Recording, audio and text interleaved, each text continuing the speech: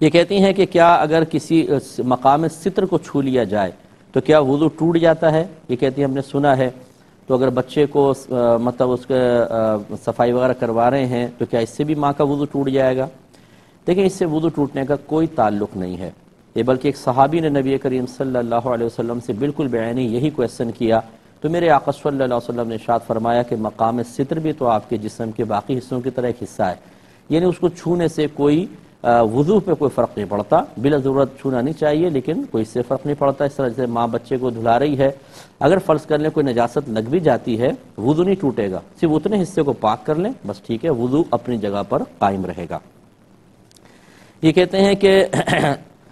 بعض اوقات سجدہ کر رہے ہوتے ہیں اور سجدے میں چہرے پر دوپٹہ آ جاتا ہے تو کیا حکم شرع ہوگا؟ تو کوئی مسئلہ نہیں ہے، اگر پورا چہرہ ڈھک بھی گیا اور یہ عذر ہے کیونکہ آپ سجدے میں گئی اچانک دوپٹہ چہرے پر آ گیا تو اس سے نماز میں کراہت ایسے نہیں پیدا ہوگی، وہ تو شروع سے ہی اگر کوئی مکمل طور پہ ڈھاٹا وغیرہ یعنی نقاب کر کے نماز پڑھے تو یہ منع ہوتا ہے، تو بس وہ سجدے میں تو تھوڑی دیر ہی ہوتی ہے بعد میں ہٹا لیں تو اس سے نماز پہ کوئی فرق نہیں پڑے گا۔ یہ کہتے ہیں کہ اتنا باریک دوپٹہ کہ ویسے اس کو یوں کر کے دیکھیں تو وہ ہاتھ تھوڑا سا ظاہر ہوتے ہیں لیکن سر پہ ڈالیں تو بالوں کی سیاہی وغیرہ ظاہر نہیں ہوتی، اس دوپٹے کے ساتھ نماز پڑھنے کا کیا حکم ہوتا ہے؟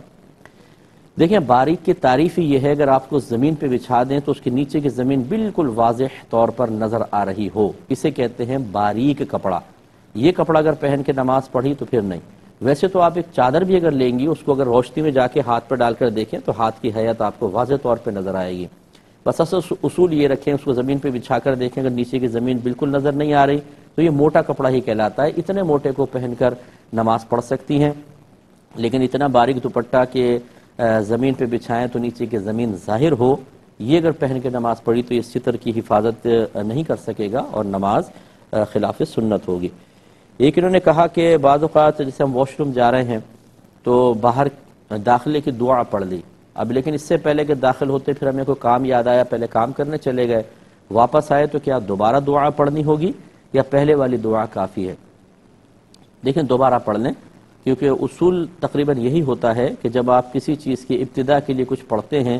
تو اس سے متصل اگر عمل ہوتا ہے تو یہ ان دونوں کا تعلق قائم ہوگا ورنہ نہیں، جسے نیت ہے، آپ کھڑی ہوئیں کہ نماز کی نیت میں کرتی ہوں، آپ نے نماز کی نیت کر لی، اچانک بیل بج گئی، آپ گئیں کھول کر واپس آئیں تو وہ پہلی نیت کافی نہیں ہوگی، جدید نیت کرنی ہوگی تاکہ عمل اس کے ساتھ متصل ہو۔